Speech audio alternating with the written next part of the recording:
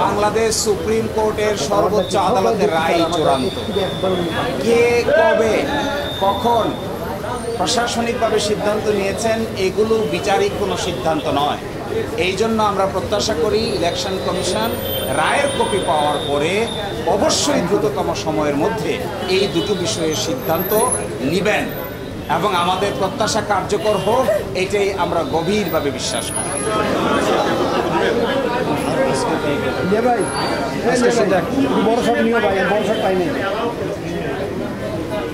যে মূল পিটিশনের বাইরে আরেকটি পিটিশন যে অ্যালাউ করেছেন এটা ওইটার সঙ্গে কানেক্টেড, ওইটা আজকের কোনো বড় ইস্যু নয়, সেই জন্য এটা এখানে উল্লেখ করা না করার মধ্যে কোনো পার্থক্য নাই। Thank you. না, এটা জামায়াত ইসলামের পক্ষ থেকে বিবৃতি দেওয়া হবে সময় মতো, আপাতত এখানে কেউ অ্যাড্রেস করছেন না। আপনাদের সবাইকে অসংখ্য ধন্যবাদ ধৈর্য ধারণ করে এখানে কষ্ট করে সময় দেওয়ার জন্য। আপনাদেরকে ধন্যবাদ, আপনাদেরকে ধন্যবাদ।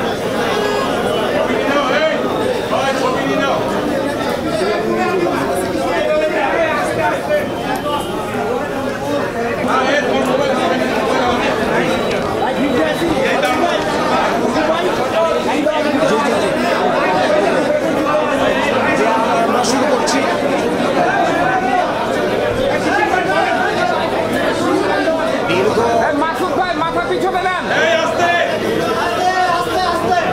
দীর্ঘ এক যুগেরও বেশি সময়ে আইনি লড়াইয়ের সফল অবসান হলো।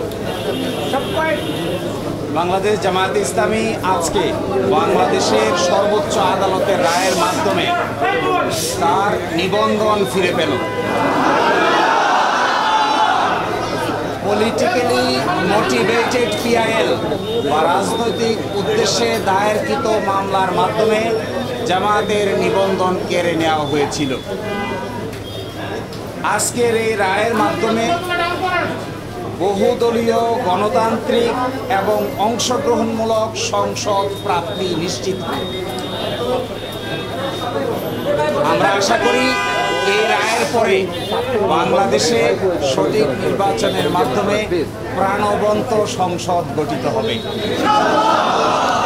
জাতি, ধর্ম, বর্ণ, শ্রেণী নির্বিশেষে সকলেই তাদের ইচ্ছা অনুযায়ী ভোটাধিকার প্রয়োগ করে জামায়াতে ইসলামের নেতৃবৃন্দকে বেছে নেবেন, এটা আমরা প্রত্যাশা করি।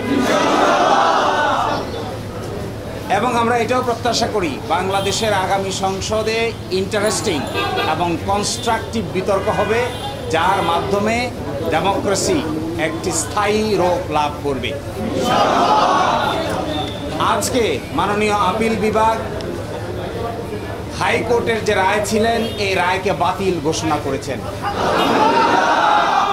এবং ইলেকশন কমিশনকে নির্দেশনা দিয়েছেন বাংলাদেশ জামায়াতে ইসলামীর রেজিস্ট্রেশন এবং অন্য যে সকল ইস্যু ইলেকশন কমিশনের সামনে আছে বা আসবে সেগুলো যেন দ্রুতই নিষ্পত্তি করে। এর এই মাধ্যমে আজকে বাংলাদেশ জামায়াতে ইসলামী তার নিবন্ধন ফিরে পেল এবং প্রতীকের ব্যাপারটিও ইলেকশন কমিশনের সামনে রেফার করা হলো আদার ইস্যু হিসেবে। এই জন্য আমরা মামলার শর্ট অর্ডার চেয়েছি। আমরা আশা করি আগামীকালকের মধ্যেই মামলার সংক্ষিপ্ত আদেশ আমরা হাতে পাবো। এই সংক্ষিপ্ত আদেশ আমরা ইলেকশন কমিশনের কাছে অ্যাপ্রোচ করব। বাকিটা ইলেকশন কমিশন আইন অনুযায়ী অতি দ্রুত জামাতের নিবন্ধন এবং জামাতের প্রতীক বুঝিয়ে দিবেন, এটা আমরা প্রত্যাশা করি।